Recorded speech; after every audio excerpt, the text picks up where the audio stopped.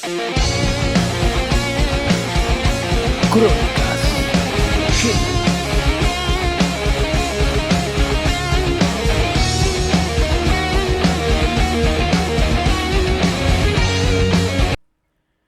Hola, che. Y hoy en Crónicas Heavies les vamos a hablar de la historia de Black Sabbath, una banda de Birmingham, Inglaterra, que nació en el año 1968. Pero antes, los destinos se tenían que cruzar y así fue como Ozzy junto a Geezer Butler tocaban en un pequeño bar con su banda que se llamaba Rare Breed. En ese mismo bar, casualmente, tocaba también Tommy Iommi junto a Bill Ward en su banda Mythology.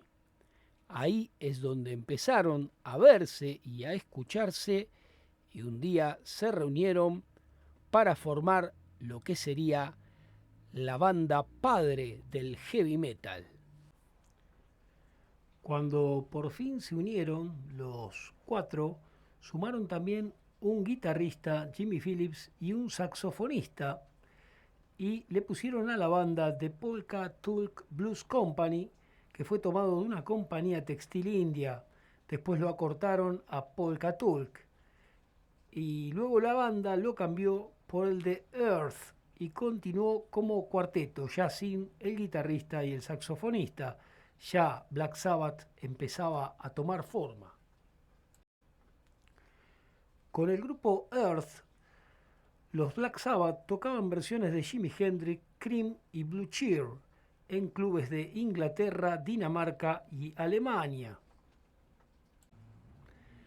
Sin embargo, Tommy Iommi abruptamente salió del grupo para unirse a los Jethro Tull, cosa que fue por muy corto tiempo, ya que no le gustaba nada que hubiese un líder en la banda, así que volvió a Earth, que siguió tocando, pero que eran confundidos con otro grupo que se llamaba de igual forma, y ahí empezaron a buscar otro nombre.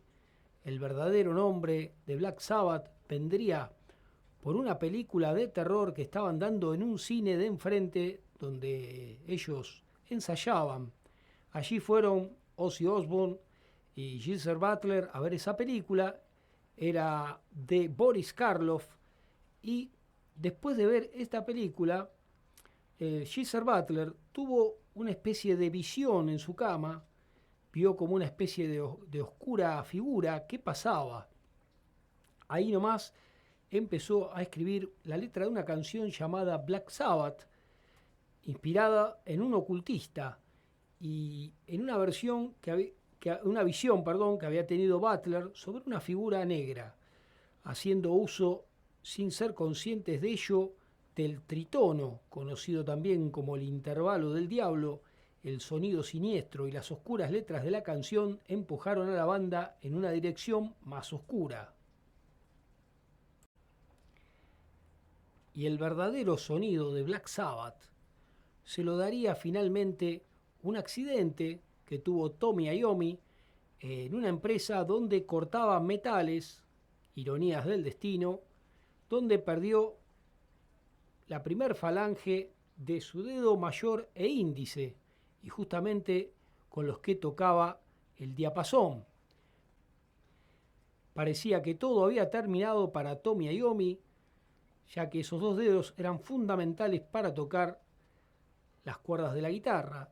Sin embargo, él empezó a hacerse una especie de moldes de plástico para reemplazar a las falanges, que finalmente las cambiaría por unas gomas muy duras con las que tuvo que bajarle a la guitarra la afinación, y de ahí salió un sonido mucho más siniestro.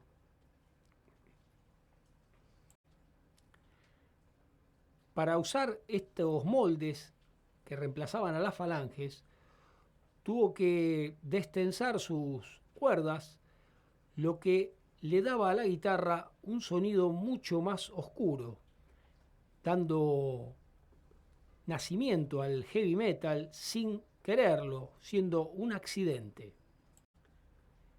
A partir de ese sonido y con el tema Black Sabbath, decidieron en 1969 por fin darle nombre a la banda con el mismo nombre del tema, Black Sabbath. En 1970 lanzan su primer disco con el nombre homónimo de Black Sabbath y alcanzó el 23º puesto en la lista de Billboard 200, donde permaneció más de un año. Aprovechando el éxito, enseguida en 1970, 4 meses después de publicar Black Sabbath, el nuevo álbum iba a llamarse War Pigs, por la canción War Pigs que criticaba la guerra de Vietnam. Sin embargo, Warner Bros. Cambió el título a Paranoid por miedo a represalias de los partidarios de esa guerra. El primer sencillo extraído del álbum Paranoid se escribió a última hora en el estudio. Como explica Bill Ward, no teníamos suficientes canciones para el álbum y Tony empezó a tocar el riff de Paranoid y eso fue todo. Nos llevó 20-25 minutos de principio a fin. El sencillo fue publicado antes que el álbum en septiembre de 1970 y alcanzó el 4º puesto en las listas británicas, convirtiéndose en el único sencillo de la banda en llegar a la lista de los 10 más populares. Luego lanzarían Iron Man sin tanto éxito, aunque con el tiempo Iron Man fue una de las canciones más populares de Sabbath. Luego llegaría Master of Reality, volumen 4. Y bueno, entró al estudio para grabar ese álbum con un maletín repleto de plata que en realidad la utilizaron para comprar drogas, según ellos mismos explican, estimulantes, tranquilizantes, lo que fuera. Llegó al punto de que tenías ideas, pero después se te olvidaban porque estabas muy fuera de ti, decía Ward. Al siguiente álbum le quisieron poner Snowblind, dedicado a la cocaína y al uso excesivo que se hacía y lo que podía llegar a pasar con ella. La compañía no estuvo de acuerdo y cambió el nombre por Black Sabbath Volumen 4, que fue un éxito en las ventas, aunque las críticas fueron negativas. Luego de un largo descanso se volvieron a juntar para grabar el siguiente álbum, pero seguían con el consumo de sustancias que no los dejaban sacar ninguna idea. Se sentaban y se miraban y no podían creer lo que les pasaba. Así que decidieron ir a un castillo para tener una inspiración, el castillo de Clairwell en el bosque de Dean. Ahí ensayaban y se topó Tommy Iommi con el riff principal de Sabbath Bloody Sabbath, que dio el tono para el nuevo material. Ahí mismo lo grabaron, se inspiraron en los cambios introducidos en volumen 4. Las nuevas canciones incorporaban sintetizadores, instrumentos de cuerda y arreglos complejos. Bueno, en noviembre Black Sabbath publicó Sabbath Bloody Sabbath, disco que fue aclamado por la crítica.